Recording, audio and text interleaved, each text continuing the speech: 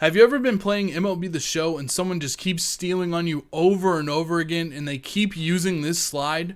Would you like to know how to be able to do this slide? We're going to talk about that and more in this base running tips video. Let's get into it. What's going on, Show Nation? It's Movie with Movie Gaming TV, and in today's video we are going to talk about base running. Now there's a lot of talk about hitting tips, there's a lot of talk about pitching tips in MLB The Show 19, but I would like to talk to you guys about base running, specifically how to steal bases, how to tag up, how to establish your lead, and also we're going to talk a little bit about preventing, people from stealing bases. Base running is very, very important. You do not want to be making outs on the base paths in silly situations. You want to become a good base runner. It's very, very important. And there, like I said, there's not a lot of guides on this, on how to do this. So I've kind of set this up in a play now game where I'm controlling both teams here, and I'm going to try to talk about some situations.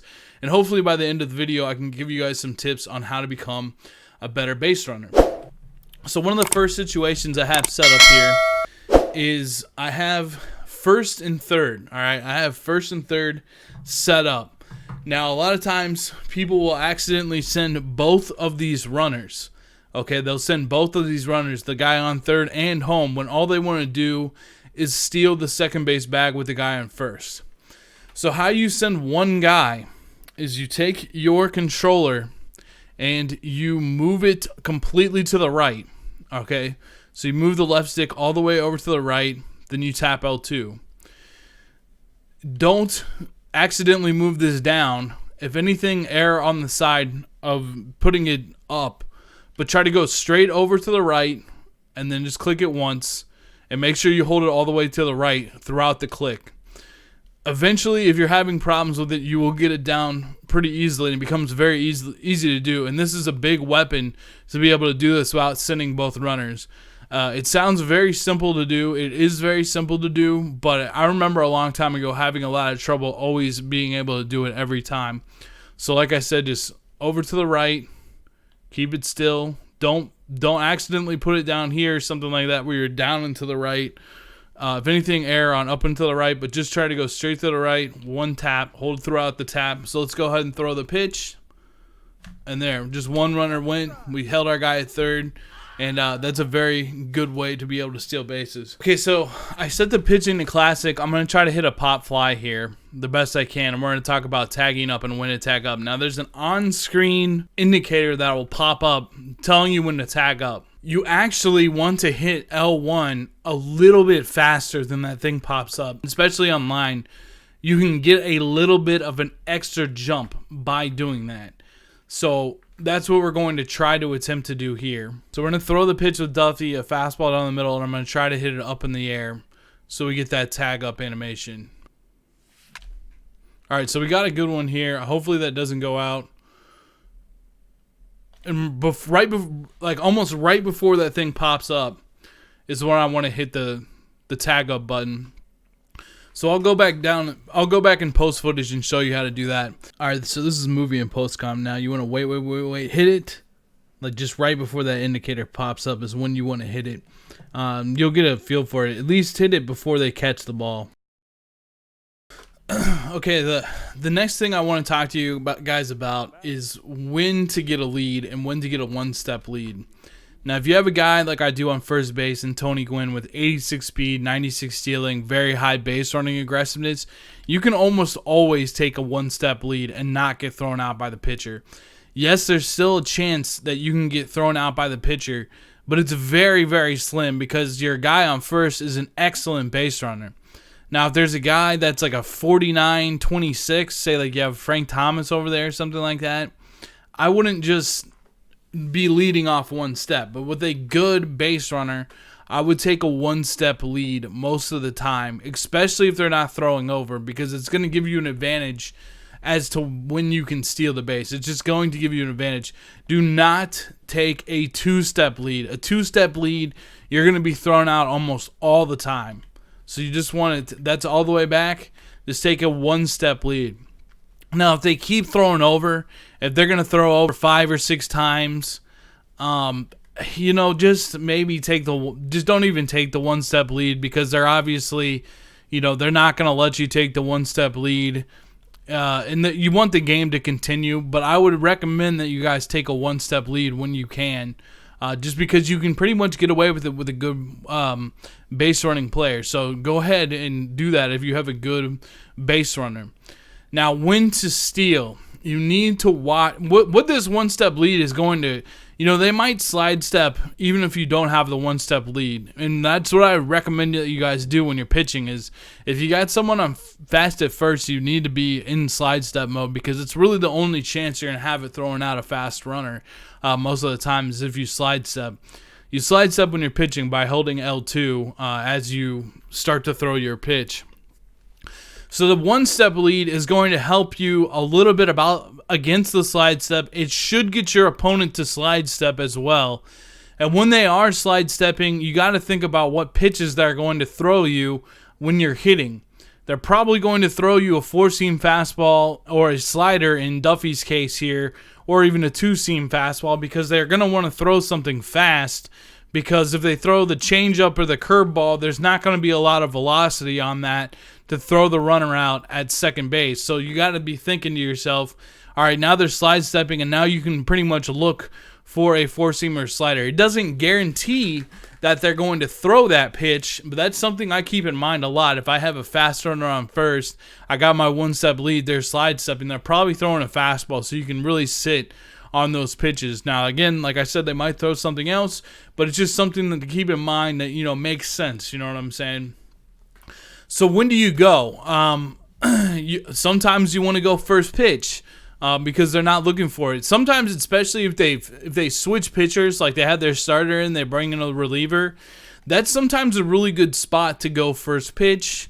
Another time that's good to go is maybe like 0-2, like off-speed counts where they're going to throw an off-speed pitch. That's really when you want to go to give yourself the best chance to get there. But you really just have to watch the pitcher and kind of see what they're doing. Are they not slide stepping? I mean, if they're not slide stepping, you're going to steal all over them all day. Are they slide stepping a bunch? Like they're slide stepping every pitch to the point where it's like, you don't even want to go at all. That's why kind of mixing it up. Like I like to slide step a lot, but mixing it up can be very, very difficult for me to steal on when someone is doing a non-slide step and they're also doing a regular one, and they're just being very, very, and they're also throwing over. That's when it becomes difficult to know when are they not going to slide step, because that's really when you want to steal is when they're not going to slide step. So you kind of have to get a feel for that. They might be slide stepping a bunch, and then they might stop. They might not be slide stepping, and then they might start slide stepping. So you kind of have to get a read that's going to be different game to game and just pay attention to the pitcher. But once you get that read, all you do to steal is you hit L2. Once you've hit L2, you're good to run. Now let's talk about, again, some stuff from the pitching side of things of how to stop them. And I apologize. This is really, really hard to set up, but you do something like this where you throw it like way over there. Throw it something like that so you can still throw them out and they can't swing and try to put the ball in play. Okay, so the next thing I want to talk to you guys about is how to do the hook slide. Now, I think a lot of you guys have probably seen this slide done to you a lot when people are stealing, and it makes it really difficult for them to tag. All you do to hook slide is hold the controller, or hold the right stick to the right. And the thing that a lot of people don't know about it is you can hold the right stick to the right to do this slide very, very early. You don't have to do it at the last second. You hold it early. You guys can see almost where the second baseman is out there. I usually start holding it when I'm about 45 feet away from the bag. I hold it very, very early so that I trigger the animation. Now, at second base, you can hold it to the right and do a hook slide to the right. At third base, you can do one to the right and to the left. All right, I'm holding right on the right stick way early. Just hold it all the way throughout. He'll do that hook slide. And that's really what you want. All right, the next thing I want to talk to you guys about is when you have multiple runners on, you need to be careful as to when you use L1. Because it's going to send all the runners, and that's when you're going to get into a lot of trouble. First of all, you know, let's say we got this runner on here. I don't think I have the classic pitching on, so I'll try the best I can to hit. So first of all, I'm going to say also, basically to get a double, you're going to have to hit the ball off the wall, so keep that in mind. Anything in front, they kind of like get it. So if we get someone off the wall, so I'll be holding L1 there, but it's going to tell Frank to go. But let's say I want to keep Frank at second base. I'm going to push up and start hitting triangle as quickly as I can, because sometimes they round that base too much. So I'll be hitting up and triangle. So just keep it cognizant. If you're going to hit L1, it's going to move everybody. Your best bet is controlling everybody individually by moving the left stick and then tapping the button of the base you want them to go to. So lots of times I'll use L1 to get everyone going, and then the guys I want to stop, I will go and select them afterwards so that I can stop them from rounding the base too much or like running into someone. You know, like I'll want Frank to go there, and I just want 62 to stop. I just want him to stop quickly, and Frank keeps going. Just something to keep in mind. You don't want to just be hitting L1 and R1 to control everybody. You might hit L1 to get everyone going, and then those trail runners, go ahead and select them by moving the left stick towards them and telling them the base that they want to go. Usually I tap, I'll tap triangle a couple times if I want them to stay at second. I'll tap first base a couple times if I want them to stay, and I don't want them to round.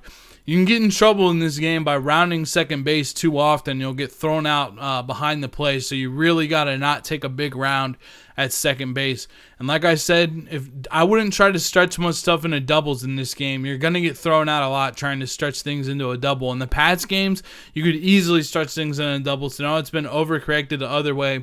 And I think, honestly, a good barometer is if you hit it off the wall, you're probably going to be able to make a double. But if you don't hit it off the wall or it doesn't get past them to the wall, I would just consider staying at first base. Let's say we have a bunt situation. Just pretend the guy at second base is at first. I might take a one-step lead, but in this game, I don't send my runner when I bunt because it's too easy to pop up for a bunt. It's too easy to pop up bunt attempt, so I'll just take like a one-step lead. Also with slower players, I do like to take a one-step lead at second base. It's for whatever reason really hard to throw them out at second base on a one-step lead. I don't even know if someone's picked me off all year at second base, maybe once. So especially when you have a runner in scoring position, 2 outs, make sure you take a one-step lead. Especially with the slower guy, it's going to help them get home quicker.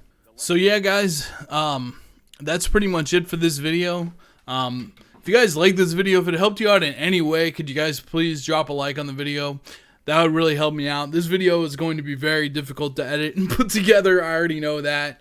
If you guys are new, click the subscribe button. I'd really appreciate that.